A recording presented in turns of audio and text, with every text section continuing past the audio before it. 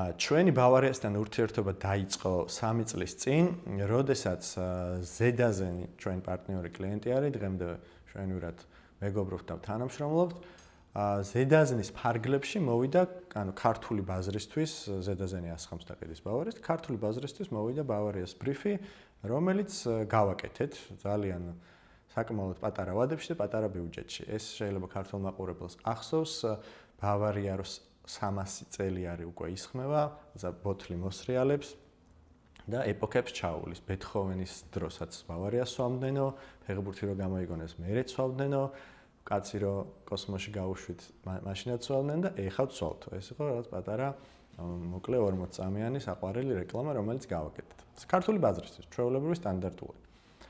აღმოჩნდა, რომ ამან ყურადღება მიიპყრო თვითონ ბავარიის head office, რომელიც ჰოლანდიაში სხედან, იქ რაღაც კომპლიმენტები მოვიდა და ეს კაცი იყო ჩამოსული ზედაზენთან რაღაც საქმეზე, მაგრამ ყური მოუკარით რომ ჩამოსული იყო.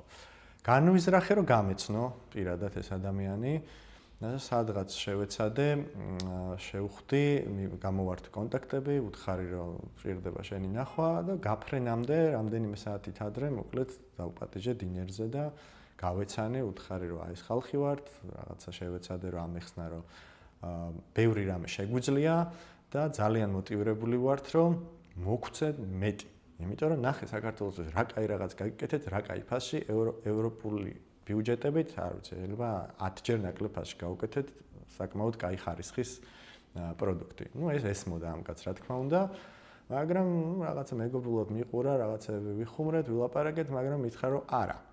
ბოდიში ქართული სააგენტოსთან ჩემებს და მიხსნის რომ არის უდიდესი რაღაცა ბრიუერი, უდიდესი კომპანია, რომელიც რეკლამას თუ აკეთებს ძალიან სერიოზულად.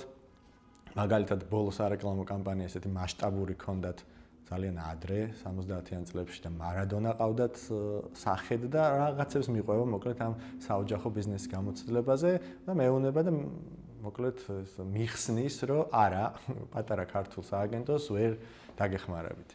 ვერ მოგცემთ საქმეს.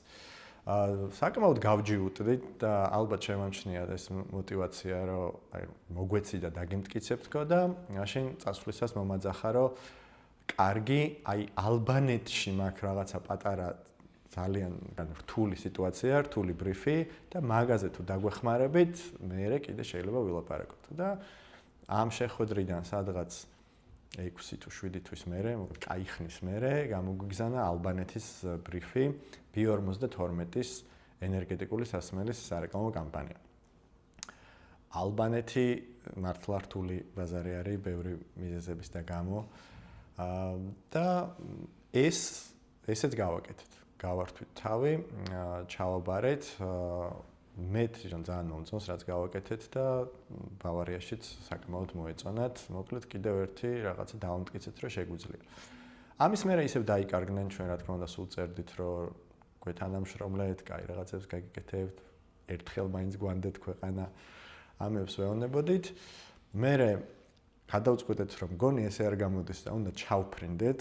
ავიღეთ ბილეთები, მე დაერეკლემ ჩვენი CEO და მე ჩავედით, მოვინახულეთ, რაღაც კეთილი შეხვედრა ჰქონდა, ქართული ღვინო ჩაუტანეთ და კიდევ ერთხელ გავუკეთეთ პრეზენტაცია, რომ ჩვენ ეს ხალხი ვართ, ვინც ერთ ბავარია უკვე გაგიკეთა საქართველოში, ალბანეთშიც გაგიკეთა, მერე ეს ალბანეთი გავრცელა ბოსნიაზე და რაღაც სხვა ბალკანეთის ქვეყნებზე, ასევე მოხდა ის, რომ ეს ქართული ბავარია ლიცენზიით წაიღეს და სხვა ქვეყნებში, იგივე ბალკანეთის ქვეყნებში და რაღაც აღმოსავლეთ ევროპის ქვეყნებში გაუშვეს.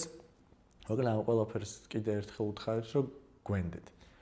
მაინც გვითხრეს, რომ არა იცით, ჩვენ იაპონური სააგენტო გვყავს და იაპონური სააგენტო გვირჩევნია, მაგრამ იმათ რომ ბრიფს მივცემ, თქვენც მოგცემთ. რომ სადოთ იქნებ რაღაც გამოვიდეს.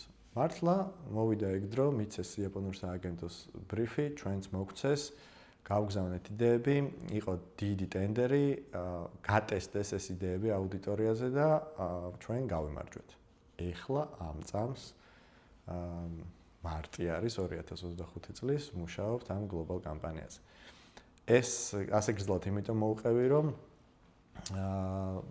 ან მორალი არის ის, რომ თავისით არაფერი არ ხდება, ძალიან ბევრი დარწმუნება გჭირდება, მიუხედავად იმისა, რომ შეიძლება საინტერესოდ და კარგად და ასე ვთქვათ, ეფექტურად აკეთებდე საქმეს, მაინც გჭირდება ძალიან ბევრი ბრძოლა, რომ დაარწმუნო, რომ საქართველოს რაღაცა სანდო სიტუაცია და სანდო ქვეყანაა. სამწუხაროდ ეს არის ჩვენი რეალობა, რაც ძალიან ხელს გვიშლის, მაგრამ არ ვნებდებით, წინ მივდივართ და გვაქვს კონკრეტული გეგმა, რომ ეს ყველაფერი ნაბიჯ-ნაბიჯ გაიზრდება იქამდე, რომ ევროპაში, ამსტერდამში გავხსნით რაღაც წარმომადგენლობას და უფრო ახლოს ვემუშავებით ამ ჩვენს ბავარიას და სხვა კლიენტებსაც.